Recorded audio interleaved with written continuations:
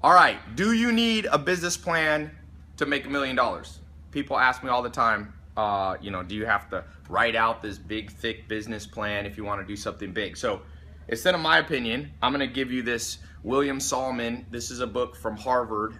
He's a famous professor there, called How to Write a Great Business Plan. Now, I will have to say that most of the ideas that people pitch to me, I'm an investor, are usually not good business ideas. In fact, there's one that I coined called the strawberry juice idea. One of my friends, I won't say who it is, he had an idea for me that he was always trying to pitch. It's not the worst idea. From a 1 to 10 of a business plan idea, I would give it like a 6. And his idea was to import strawberry juice to America. The reason that it went from being a 6 down to like a 2 is because he talked about it over and over for many years. So it could make $1 million, and a lot of people, like I said, the original question, do you need a business plan to make $1 million? And I think the answer is this. It starts like this. Every $1 million business, $1 billion business starts with a little seed of an idea. So ideas first, but an idea is not enough. Lots of people have ideas. In fact, this book says, don't be arrogant. The odds of you having a unique idea in a world of 7.3 billion people, it's very rare. So you go from idea to what I call strategy. That is like an idea on steroids. So the other word for strategy, the conventional word, is a plan. So what are the components of a good plan? Has anybody here ever tried to write a business plan? This, by the way, is my office here. One of the offices. I made everybody listen in. So not only you're getting this info, but everybody who works for me, hopefully they're learning stuff too. So here's what, did nobody say? Herman, you've had a business plan. Okay, Herman's had a business plan. Zach's actually writing a movie. So a movie, you write out the script, you write the whole thing. That's somewhat like a plan. So here's the components, and this is actually interesting, Zach, you would like this book. Note number 1, a good business plan should seem like a movie, meaning it's a projection into the future that includes all the conflict. So a good movie has, I just saw Jurassic World. I wouldn't necessarily say it's the world's greatest movie, but it has the elements of the initial idea. There's going to be dinosaurs on an island. Then it has like this little side story of the family and all that. And then it progresses into the conflict. What they thought was going to happen, everything's going to go great. The dinosaur gets out. I hope it isn't a spoiler alert. And you go through the movie. That's how your business plan should be. Most people write a business plan and it's just like, here's my idea. Ollie G did this once. If you see it, there's a good Ollie G where he talks to Donald Trump. It's a funny show. But he basically goes in and he projects. He says, I have an idea for an ice cream glove. And he goes, this is how much money it's going to make. I Googled the amount of people on the planet who have hands and the amount of people who like ice cream, and I multiplied them together, and that's how much, and then times $10, that's how much money I'm going to make. And the number was like $2 trillion. And that's the element of a very bad business plan, because that's not how a movie goes. A movie is good, bad, conflict, how you resolve the conflict. So your business plan needs to include all of those things, not just the best case scenario. You wouldn't want to, if you went in and saw Jurassic World and you sat down and the movie's like, they made a park with dinosaurs, then the whole movie, everything goes great. No one would pay for that movie because it's fake. You have to be real. So that's number 1. The number 2 thing is that a good business plan comprises 4 main elements you have to always have in it. And by the way, we already have a business, so you guys are working in some of my businesses.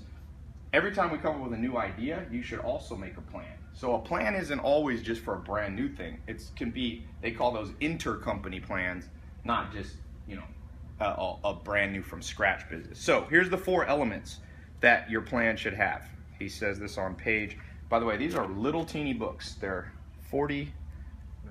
60 pages of little pages here that Harvard puts out. And so you have no excuse not to be able to read one of these a day. And there's about 30 of them. Harvard actually sends them to me. They sent me a whole stack because I sell a lot of them for them. So the 4 things that you must have in your business plan.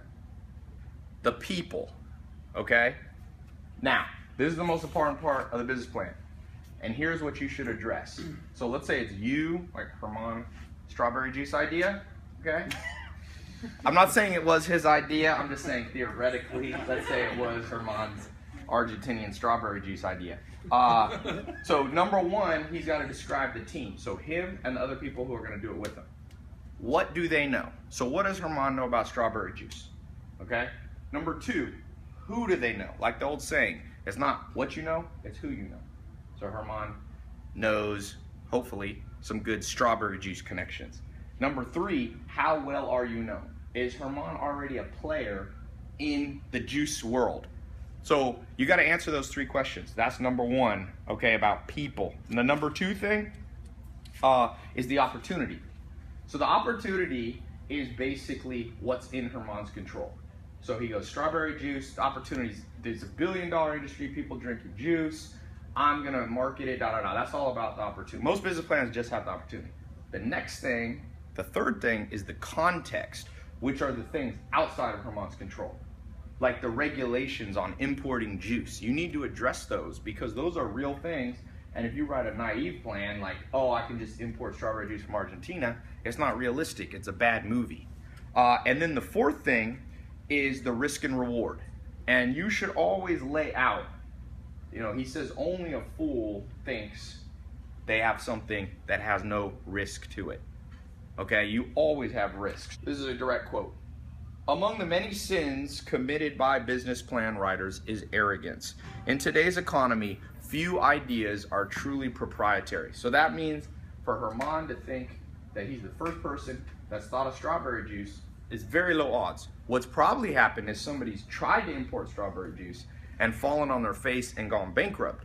So if Herman's arrogant, he won't look into why it failed in the past. If you think you're the first one who had the idea for Instagram or a movie or Snapchat or whatever, probably before Kevin Systrom started Instagram, there was 4 other people trying it. You must be humble enough to go, why were other people not able to pull it off? Okay? So remember that.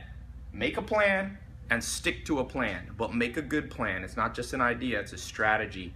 He says that a good business plan does not need to be this thick. In fact, he says a good business plan should be a very, very thin sheet, handful of papers, okay? You can always expand it later. So I hope whatever venture you're trying to do, trying to make a lot of money, $1 million, $1 billion, or maybe even just $100,000 a year to be financially independent, that you will do it humbly.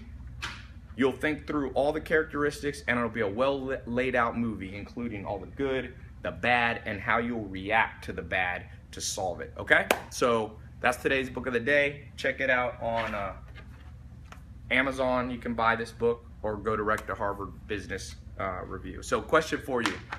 What is your current idea?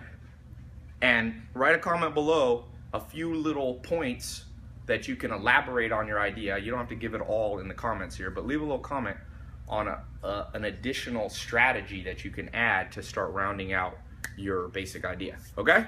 Everybody got it? Questions real quick. Anybody have a question on strawberry juice? Anybody have a comment on business idea that you tried, didn't work? Herman, tell us about a business idea. Strawberry juice, huh? I don't know what he's talking about. Herman doesn't want to be named as I was just using my hypothetical. Herman has a paintball company. Adventure Park. Adventure Park. And it started out, whose idea was it? Whose idea? Mine. What was your idea? And how did it turn into a plan? Like now you're working on all this architecture, design, and building it out. Do you have it written out? No. Okay. There's a saying.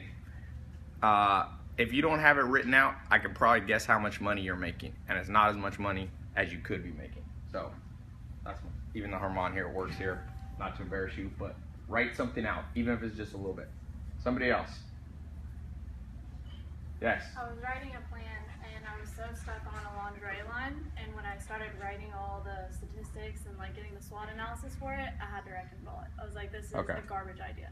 So that's I completely changed my focus to something else, and I had to be like, it's okay. I spent a lot of time researching and trying to do this, but it's not going to work. So Yasmin found that's the other good thing about a business plan. It forces you to have discipline to really look into whether it's worth devoting a large amount of years of your life to. So cool. So there's a few comments. If you have any, leave it below, and I'll talk to you soon.